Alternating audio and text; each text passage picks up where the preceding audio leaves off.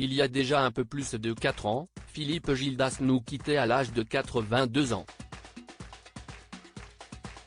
Journaliste et animateur inoubliable de l'émission Nulle part ailleurs, il succombait à un cancer qui s'était déclaré sur le rein gauche.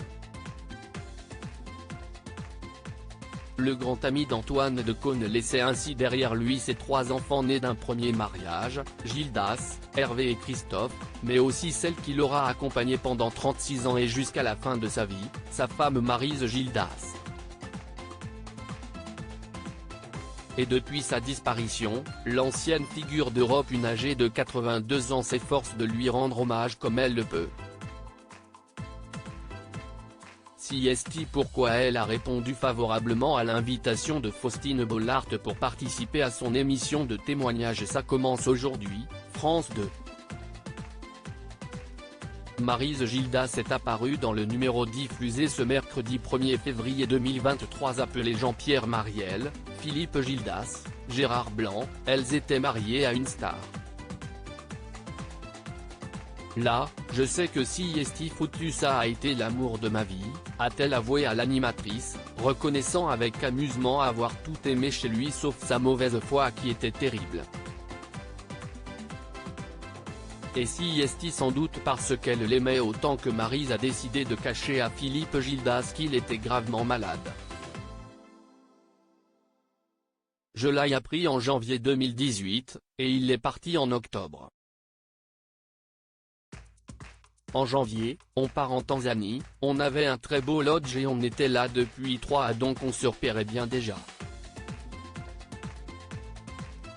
Puis, un soir il me dit je vais aller chercher ma caméra et il ne revient pas. Si est-il là que j'ai vu qu'il était désorienté. Quand on est revenu à Paris, il mangeait beaucoup moins, il commençait à maigrir. S'est-elle difficilement souvenue. À ce moment-là, Maryse Gildas devient inquiète et décide d'amener son mari faire un scanner, lequel révélera la tumeur sur son rein gauche. Une tumeur qui avait déjà touché le cerveau. Donc là, je sais que si est foutu, confie-t-elle.